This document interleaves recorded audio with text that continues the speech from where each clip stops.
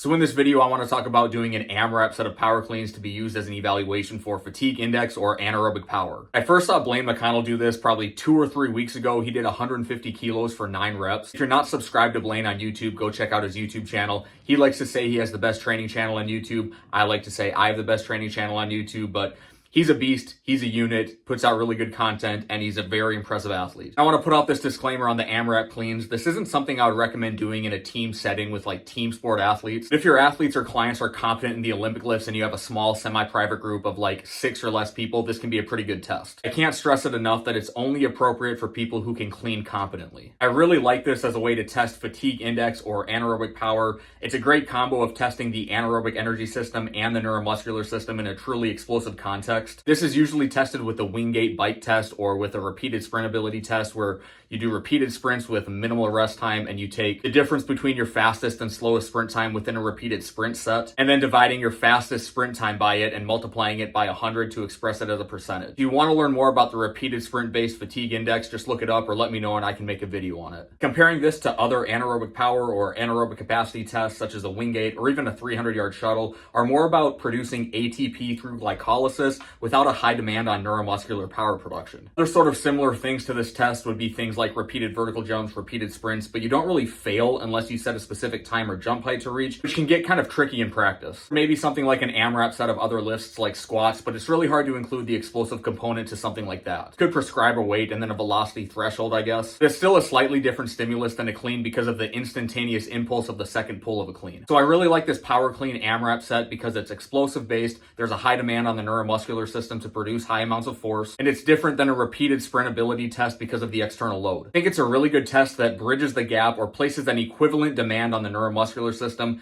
and the glycolytic energy system where both are maximally stressed. And it doesn't require as much time or space than those other methods. So regarding the application of this, I think it's probably best if you power every single rep, you don't do full cleans. That saves some of your legs, that keeps the explosive nature of the exercise a high priority since your legs won't be experiencing fatigue from the squat upon receiving the bar. You want your legs to experience fatigue due to the explosive pull. One issue you might run into is that it's kind of ambiguous deciding whether or not a certain rep is a power or a full. And I also think it's a good idea to do this from blocks for kind of a similar reason. We'll save some of the fatigue on the lower back due to shortening the distance of the pull. Also, the blocks will place a greater demand on a more instantaneous force production, requiring high impulses and time to peak velocity for each rep. So pulling from blocks and catching each rep in a power can kind of reduce some of the noise. Shortening the distance of each pull can likely test the physiological qualities a little bit better. Those constraints will restrict people from pulling the bar just high enough so that they can drop under the bar into a full clean, saving some energy, and it can restrict people from over pulling the bar to give them a little bit more time to produce the force. Personally, I think this probably works best if you're using a load that gives you around 6 to 10 reps. I'm honestly not very sure how to standardize a load based on body weight or estimated 1 rep max. In summary, this is an awesome way to test anaerobic power in terms of ATP production via glycolysis and anaerobic power in terms of neuromuscular power, neuromuscular efficiency, and rate of force development and those types of qualities. And it requires less time and less space than some of the other methods. So this is probably something I'll play around with for myself every now and again until I figure out what a good load would be. One more thing that I really like about this is that you still feel that suck feeling that you would get from a Wingate or a 300-yard shuttle or any other type of method. But after performing this test, you're not wrecked for the next day or the next couple of days. It only takes you like 5 to 8 minutes to recover from, then you can continue on training if you want to after that. And you'll feel totally fine to train hard the next day too. So try it out for yourself. Let me know what you think about it. That's all I got for the video. Thanks for watching. I'll see you next time.